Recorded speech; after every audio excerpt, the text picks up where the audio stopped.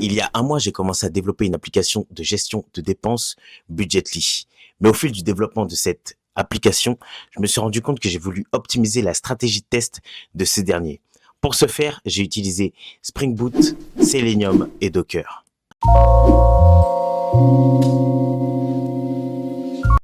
Étape 1, on commence avec Spring Initializer qui nous permet de configurer rapidement un projet Java. Sur Spring Initializer, on a la possibilité de modifier plusieurs paramètres dans notre projet. Le premier paramètre qui est le gestionnaire de dépendance, ici Maven, qui est le plus courant qu'on va sélectionner.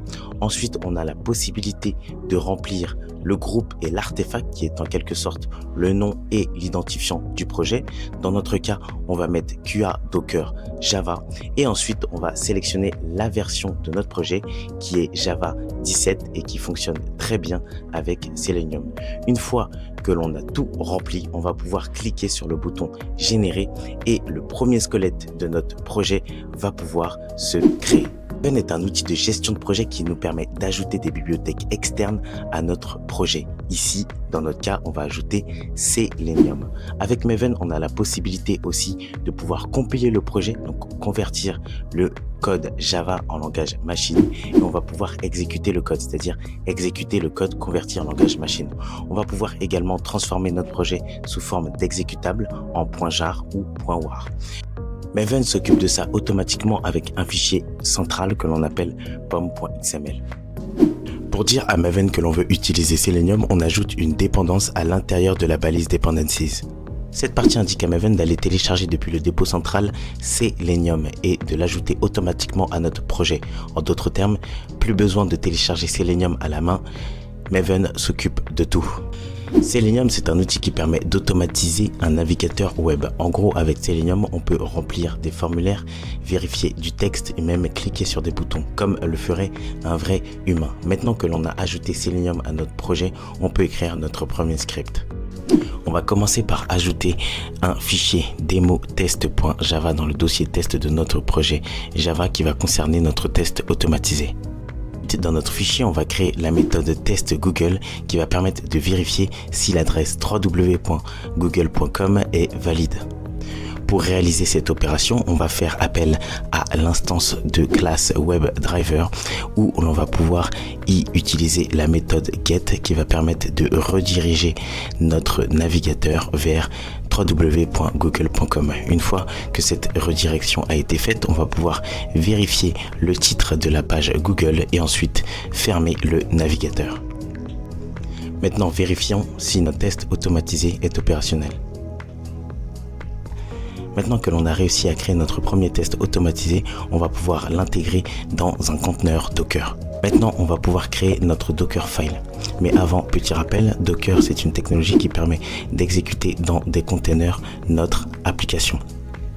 Il faut savoir qu'un container, c'est une boîte isolée qui contient tout ce qu'il faut pour faire tourner notre application. Code Java, dépendance, base de données, test automatisé. Dans cette boîte, on va pouvoir y exécuter notre test automatisé. Et un container, l'avantage d'un container, c'est qu'il n'y aura pas de problème de compatibilité. On va pouvoir faire tourner nos tests automatisés sur n'importe quel système d'exploitation, que ce soit Mac, Linux ou encore Windows, sans problème de compatibilité. On va pouvoir créer notre Dockerfile avec plusieurs instructions. From qui est l'instruction obligatoire à ajouter pour construire ton image. Ici, on a choisi Maven 3.9.4, donc qui est la version de Maven, qui est le gestionnaire de dépendance. Et ensuite, on a choisi Eclipse Temurin-17, qui est la version de Java 17, donc qui est le JDK qui permet de compiler et d'exécuter ton projet. L'instruction from dit implicitement que l'on veut une image Docker qui contient Maven et qui contient Java 17. Ensuite, on aura l'instruction run qui nous permet d'installer toutes les bibliothèques Selenium dans notre container. L'instruction workdir, cela permet de spécifier à Docker que notre répertoire de travail c'est /app.